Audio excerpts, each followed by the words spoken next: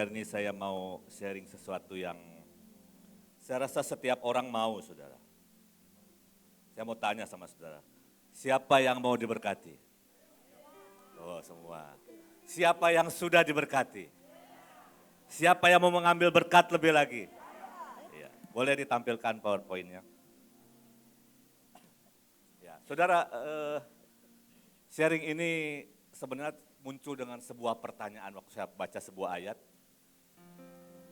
Apa sih itu berkat?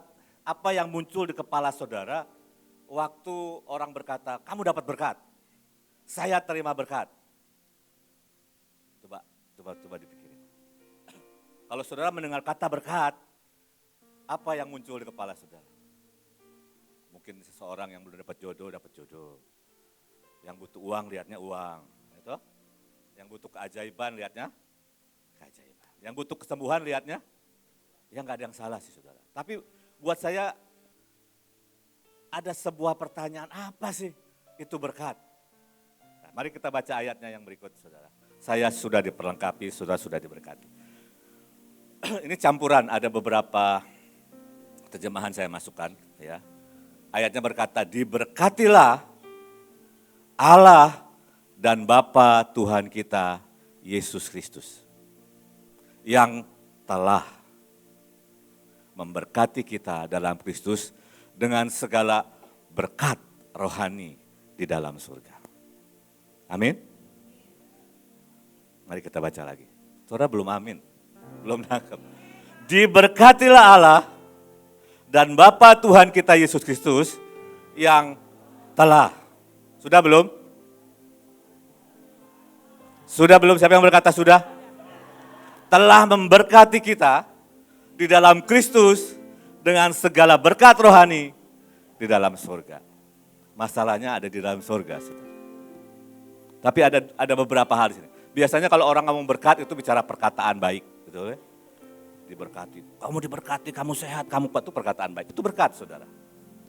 Berkat juga berkata berterima kasih, memohon berkat, makmur, memberkati, memuji. Saudara dimulai dengan kata diberkatilah Allah. Setiap kali saudara memuji Tuhan, setiap kali saudara bersyukur kepada Tuhan, setiap kali saudara mengagungkan Tuhan, saudara dan saya sedang memberkati Tuhan.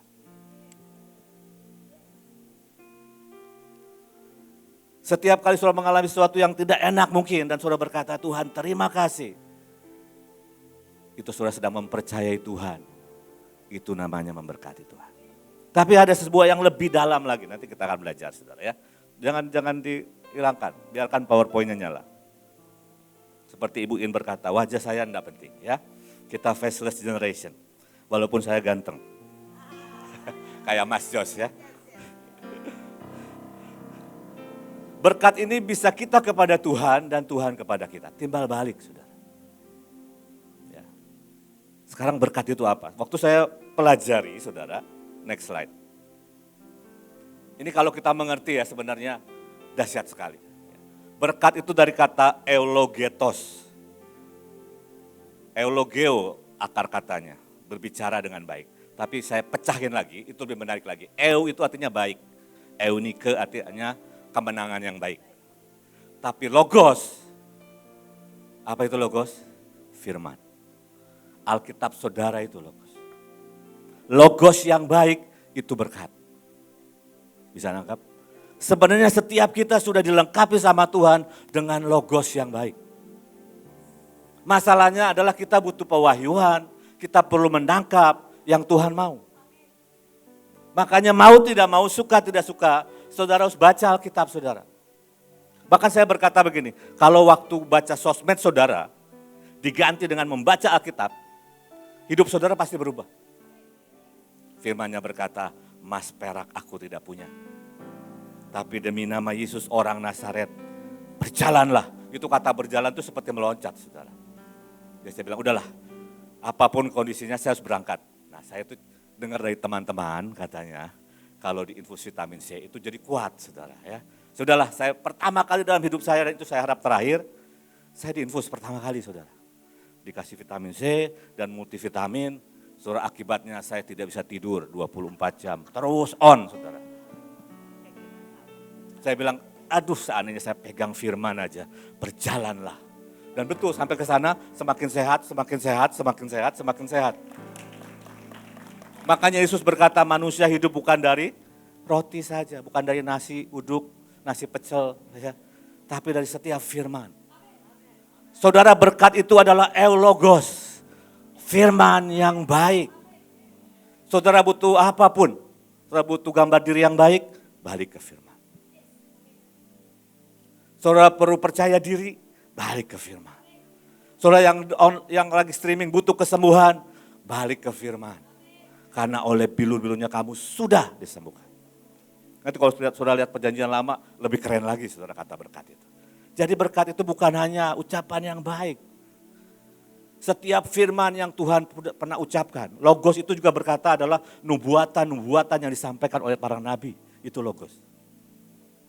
Jadi waktu saya baca, saya bilang, wow Tuhan. Sebenarnya saudara itu dan saya harusnya sangat bersyukur. Di sini itu banyak pembicara yang diurapi Tuhan. Ada banyak nubuatan yang diberikan yang dahsyat-dahsyat. Ada banyak pewahyuan yang diberikan. Saudara, ya, logos juga adalah firman yang menjadi manusia, itu Yesus Kristus. Bisa nangkap berkat saudara itu apa? Saya berharap dengan begini saudara baca firman akan berbeda. Saudara. Karena setiap kali saudara baca firman, saudara sedang mengambil berkatmu.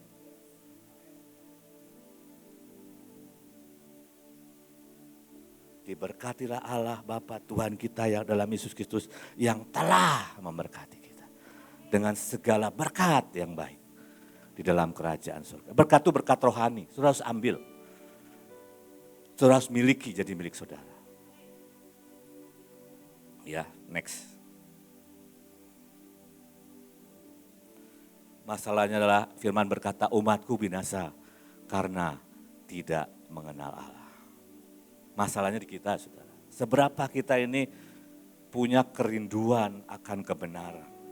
Rindu belajar, saudara. Kalau bahasa King James-nya berkata, umatku dihancurkan karena kurang pengetahuan. Contoh simpel, saudara, pengetahuan begini. Kemarin sore saya ke klinik, ya, ngobrol-ngobrol sama seorang dokter. Terus bilang begini, kasih tahu sama yang sakit. Enggak cukup minum 2 liter. Harus 60 mililiter kali berat badan. Jadi selama ini saya salah, saya pikir 2 liter cukup. Karena kalau berat badan saya 85 kali 60, itu hampir 4 liter saya harus minum, saudara. Pantesan sering haus, sering kering. Ketidaktahuan itu membunuh, saudara. Apalagi kalau kita enggak tahu apa yang Tuhan Yesus sudah bayar buat kita. Apa yang Tuhan Yesus sudah berikan buat kita. Hari-hari ini saya lagi belajar, belum selesai, tentang 7 roh Allah. Saya kasih bocoran dikit, saudara. Yang dikatakan roh Tuhan itu, saya baca buku berkata begini, roh Tuhan itu bicara dominion. Pada saat roh Tuhan memenuhi, kamu punya dominion. Tiba-tiba kamu jadi orang yang berani, kamu berkata kepada orang yang sakit bangkit, pada yang mati bangkit, saat roh Allah itu turun. Saya bilang, wow, saya baru dengar. Makanya yang nulis buku itu berkata, makanya ketika roh itu datang, waktu ada badai, di lagi KR, badai datang. Dia cuma berkata ketika roh Tuhan turun, roh dominion turun ke arah sana, itu pindah, saudara. Saya bilang, wow, itu berkat. Yang pertama karena ketidaktahuan. Kita harus bangkitkan dalam hidup kita kehausan dan kelaparan akan kebenaran dan pengetahuan perlu, saudara. Kemarin saya rencananya mau menyiapkan, saudara, ya, tapi ada WA masuk. Pak, mau nggak melayani orang yang meninggal? Saya mau jawab tidak, tapi ingat ibu berkata ini hari-hari kesempatan. Ya sudah saya jawab, oke. Ternyata saudara, kondisinya ini hari-hari ini gereja sangat mengerikan, saudara. Enggak semua ya, saudara. Kalau saya tanya waktu itu, memang nggak ada dari gerejanya. Nggak ada, Pak. Selama ini mereka nggak mau terima yang seperti itu, takut. Padahal kalau saya tahu pendirinya, itu seringkali melakukan mujizat-mujizat ajaib, saudara. Tapi kenapa tiba-tiba dilemahkan oleh sebuah keadaan yang namanya ketakutan. Saya datang ke sana, saya lihat bapaknya itu sudah tidur tapi wajahnya oke, saudara. Ya, dan rupanya beliau habis divaksin, kemudian asik nonton Euro Cup dan Copa America Cup, rupanya kecapean umur 68 tahun, nggak sakit apa-apa, cuma sedikit agak nggak enak badan, tiba-tiba jatuh, ya, dan beberapa hari kemudian pulang. Saya pikir ya udah saya doakan, tiba-tiba mau mengadakan penghiburan, ambulans sudah datang, ya, karena mereka sudah minta dari Pemda untuk datang, karena nggak ada dari gereja, nggak ada dari anak-anak Tuhan. Saya pikir setelah itu saya bisa pulang, ternyata akhirnya sampai penguburan, saudara, sampai sore. Cuma saya berkata apa sih? Ayat yang berikut. Ya, karena kepada kita diberitakan juga kabar kesukaan sama seperti kepada mereka. Tetapi firman pemberitaan itu tidak berguna bagi mereka karena tidak bertumbuh bersama-sama oleh iman dengan mereka yang mendengarnya. Iman kita harus bertumbuh. Karena yang kita hadapi hari ini beda dengan tahun lalu, saudara. Musuh yang kita hadapi hari ini levelnya lebih tinggi lagi. Jadi kita tidak punya pilihan lain. Kita harus bertumbuh dan bertumbuh dan bertumbuh. Amin. Kita harus paksa diri kita. Setiap pagi saya paksa diri saya. Pokoknya enak gak enak, ya, harus memuji Tuhan, menyembah Tuhan. Paksa dirimu berbahasa roh. Karena iman kita harus bertumbuh. Supaya kita bisa ambil setiap berkat yang Dia sudah berikan. Ingat, berkat bukan cuma materi, saudara. Nanti di perjanjian lama keren banget, saudara. Atau sampai perjanjian baru saja. Atau saudara mau perjanjian lama? Wah, Ibu Ian mau semua. Saudara mau semua? Tapi kita lanjutkan dulu perjanjian baru, ya. Mari kita buka 2 Timotius 3 ayat 16 dan 17. Saya tampilkan bahasa Inggrisnya karena menurut saya sulit menerjemahkannya walaupun saya coba terjemahkan. Berkata begini, God has transmitted His very substance. Tuhan ini sudah memberikan inti dirinya, saudara. Into every scripture, kepada setiap firman-Nya. Bisa bayangkan Tuhan tuh kasih inti keberadaannya, saudara, kepada setiap firman-Nya. Jadi kalau kita baca Alkitab sekedar baca, kita nggak bisa nangkep. Kadang-kadang saya baca, kok nggak ada artinya. Tapi kalau saat saya mulai tenang, saya bahasa roh, itu setiap firman itu benar-benar wow, menarik sekali, saudara. Itu menghidupkan sekali. Karena waktu saya baca ini, God has transmitted His very substance into every scripture. Tuhan telah mengirimkan keberadaannya yang paling dalam, very substance, ke dalam setiap kitab suci. Tidak ada satu kitab pun. Jadi waktu saya baca, enggak, kok ini seperti enggak ada Tuhan. Tapi saya percaya mesti ada sesuatu yang kau mau bicara.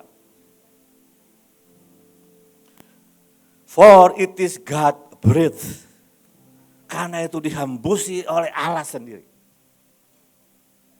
It will empower you by its instruction and correction.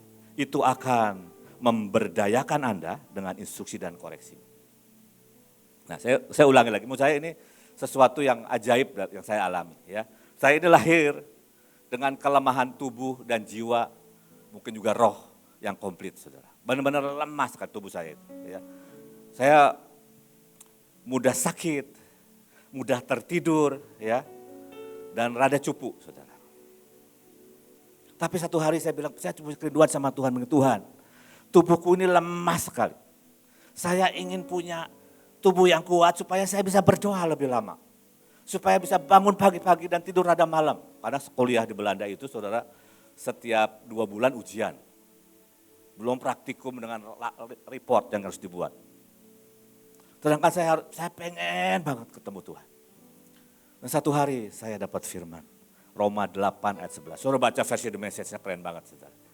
Kalau roh Kristus yang membangkitkan Dia dari antara orang mati tinggal di dalam kamu, Dia akan membuat tubuhmu as alive as Christ body. Akan membuat tubuhmu hidup seperti tubuhnya Kristus. Lihat saudara Ibu Iin. Itu kalau melukin orang sakit, ya. Saya sudah 2 kali kena maspit itu. Ibu belum pernah. Nah itu kuasa rohnya, kuasa kebangkitannya itu begitu nyata. Kenapa Rasul Petrus jalan dan orang sembuh? Karena kuasa kebangkitannya begitu nyata. Itu sudah diberikan. Masalahnya seberapa kita merindukan dan menginginkan itu aja sebenarnya. Ya. Giving you strength to take the right direction, lead you deeper into the path of godliness. Itu memberikan arahan sehingga kamu bisa masuk lebih dalam ke dalam kesalehan. Ke dalam, saya mau berkata, ke dalam keilahian. Dan katanya, maka kamu akan menjadi hamba Allah yang sepenuhnya dewasa, dewasa penuh. Dan sangat sempurna disiapkan untuk menggenapi setiap tugas yang Tuhan berikan kepada kita. Wow. Keren ya saudara ya. Tuhan telah mengirimkan keberadaannya ke dalam setiap kitab suci. Jadi saya berdoa, saya berharap saudara baca Alkitab berbeda hari-hari. Saya pernah naik kereta sama Ibu Iin ke Sion. Ya. Baca satu perikop itu diulang-ulang, terus dia merem. Ya. Nanti dia ngomong lagi sama saya, ini kenapa begini? Itu merenungkan saudara. Makanya timbul Tuhan ajarin wahyukan. Saya sekarang sudah nggak mengejar target 10 pasal, 12 pasal, sudah sering. Saya sudah menyelesaikan lah itu. Saya bilang Tuhan ini waktunya saya deeper. Masuk lebih dalam. Karena ada begitu banyak kekayaan. Ada begitu banyak yang luar biasa dari firman Tuhan. Oke? Karena waktu ya lanjut ya. Yosua 1 ayat 8. Yosua 1 ayat 8. Ini versi New Living Translation. Pelajarilah buku petunjuk ini terus menerus. Jadi nggak bisa saudara baca Alkitab Senin Kemis. Kalau perlu sepanjang hari beberapa kali. Ada satu ayat yang saudara renungkan, perkatakan. Saudara perhatikan ayatnya begini. Renungkanlah siang dan malam sehingga Anda pasti akan mematuhi semua yang tertulis di dalam. Jadi saya belajar begini, saya ini pengen Tuhan, saya pokoknya apapun yang terjadi, saya mau tetap bersuka cita, mau tetap bersyukur. Caranya gimana? Bukan aku harus bersyukur, enggak. Saya mulai renungkan firman. Bersuka cita, apapun yang terjadi. Mengucap syukur dalam segala. Terus saya omongin, jadi waktu keadaan gak enak yang datang, itu otomatis saudara. Itu yang keluar.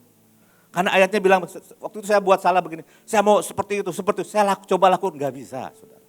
Softwarenya dulu diganti. Ya, dikatakan renungkanlah siang dan malam. Saudara punya kelemahan apa? Cari di firman Tuhan. Renungkan firman itu siang dan malam. Mari renungkan firman itu siang dan malam. Renungkan keajaiban Tuhan. Renungkan bahwa Dia mencintai saudara.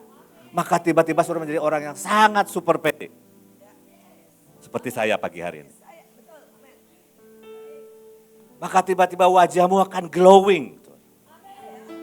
Tahu glowing? Bercahaya.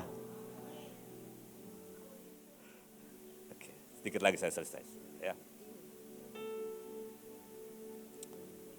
Next. Saudara sudah terima semuanya. Bagaimana caranya? Selanjutnya dikatakan begini. Inilah sebabnya saya mengingatkan Anda untuk mengobarkan karunia rohani yang Tuhan berikan kepada Anda ketika saya meletakkan tangan saya di atas Anda. Siapa di sini yang pernah ditumpangin tangan Bu In? Banyak tuh. Pernah tumpang tangan leaders. Itu kan banyak nubuatan yang disampaikan, betul gak? Itu saudara terima karunia. Saudara terima otoritas. Bagian kita adalah dikatakan mengobarkan. Bahkan kalau versi lain dikatakan, mari rekindle lagi, nyalakan lagi api. Jadi mungkin Timotius pernah redup, saudara. Tapi ini waktunya menyalakan lagi. Mungkin sudah berbahasa roh lebih lagi. Nyalakan setiap karunia yang Tuhan pernah berikan buat kita. Karena Tuhan tidak memberikan kita roh ketakutan dan ketidakyakinan. Timidity itu enggak punya keyakinan, malu-malu, saudara. Tetapi apa, saudara? Telah. Garis bawahi kata telah, saudara. Telah. Sudah ada belum? Telah memberikan kepada saudara apa? Kuasa, kasih, dan disiplin diri. Nah, saya cuma bahas kuasa aja. Kata kuasa dari kata dinamis, itu artinya force, kekuatan. Itu artinya kuasa mujizat. Mujizat itu sendiri. Itu artinya kemampuan, kelimpahan. Itu artinya meaning, berarti maksudnya ya, bukan arti ya. Perbuatan perkasa, pembuat keajaiban, kekuatan, tetapi juga violence untuk lawan musuh. Violence itu apa ya bahasa Indonesia?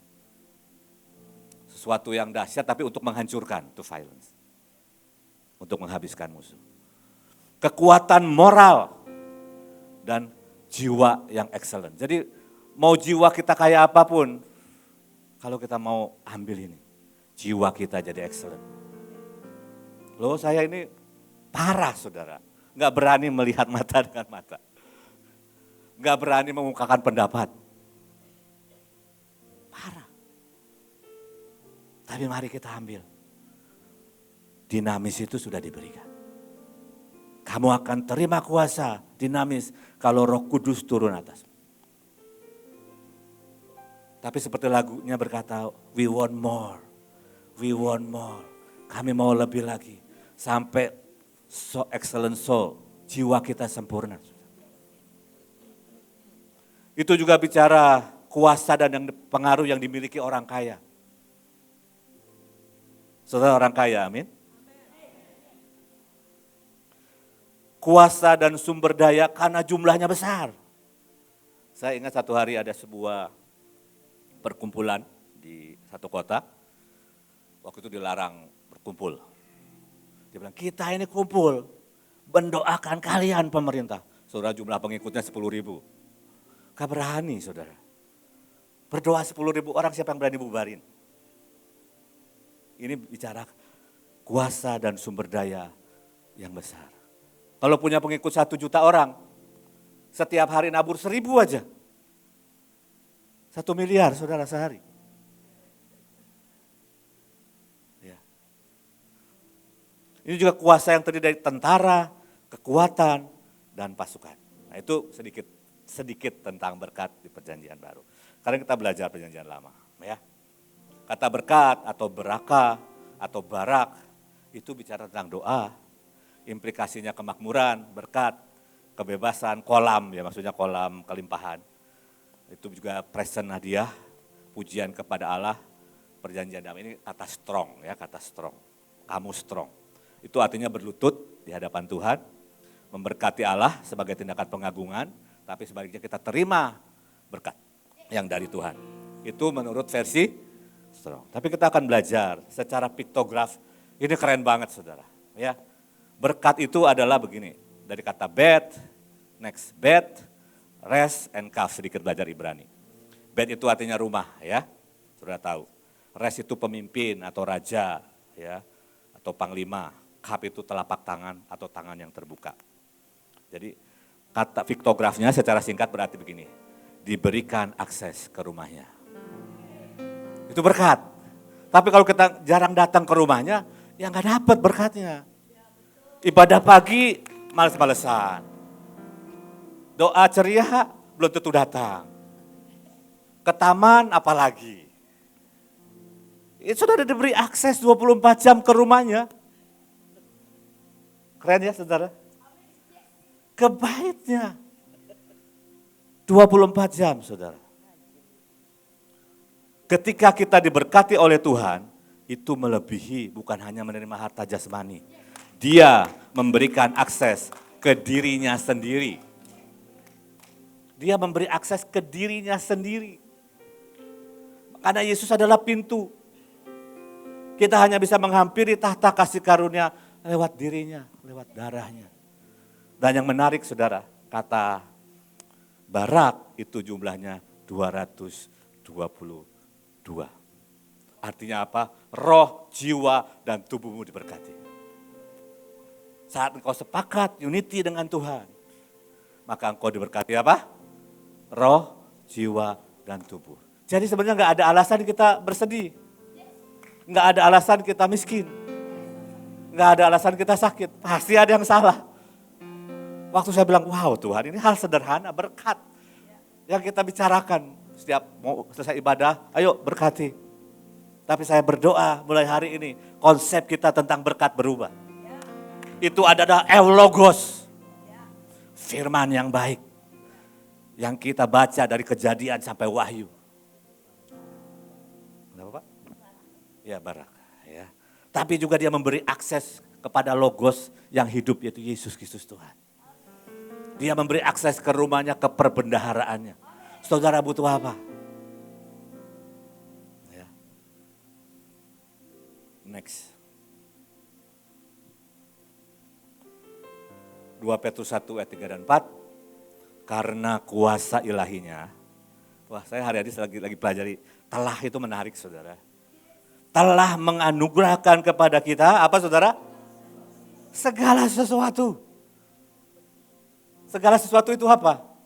Apa aja yang saudara perlu, yang berguna untuk hidup yang saleh oleh pengenalan kita akan Dia yang telah memanggil kita melalui kuasanya yang mulia dan ajaib. Kata kuncinya adalah melalui pengenalan akan Dia. Dan Dia sudah buka pintu kepada dirinya sendiri. Dia sudah buka pintu kepada rumahnya.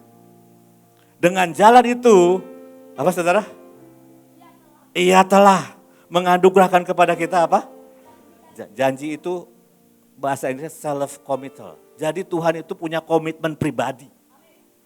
Kalau Tuhan yang janji, Tuhan punya komitmen, pasti terjadi.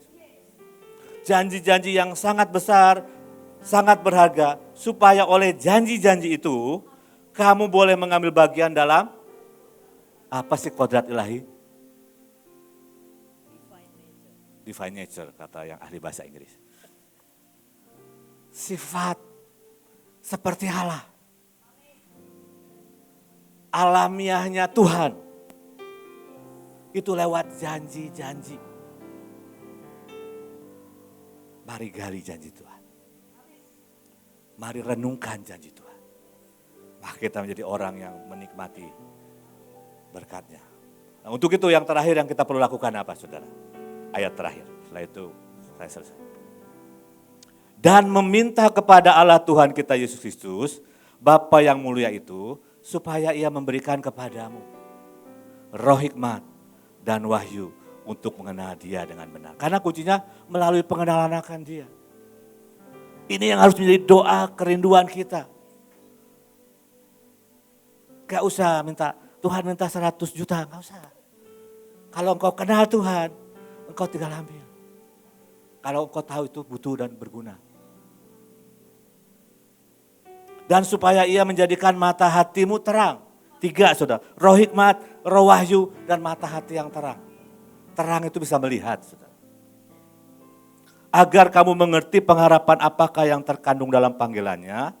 Apakah itu? Betapa kayanya itu kebanyakan Kak. Betapa kayanya kemuliaan bagian yang ditentukannya bagi orang-orang kudus. Kemuliaan yang Tuhan siapkan buat kita itu begitu besar. Sampai Paulus berkata, nggak layak dibandingkan, kesusahan sekarang, nggak layak dibandingkan dengan kemuliaan yang akan dinyatakan kepada kita. Dan betapa hebat kuasanya bagi kita yang percaya. Ini yang hari-hari ini saya terus doakan, Tuhan berikan roh hikmat dan wahyu.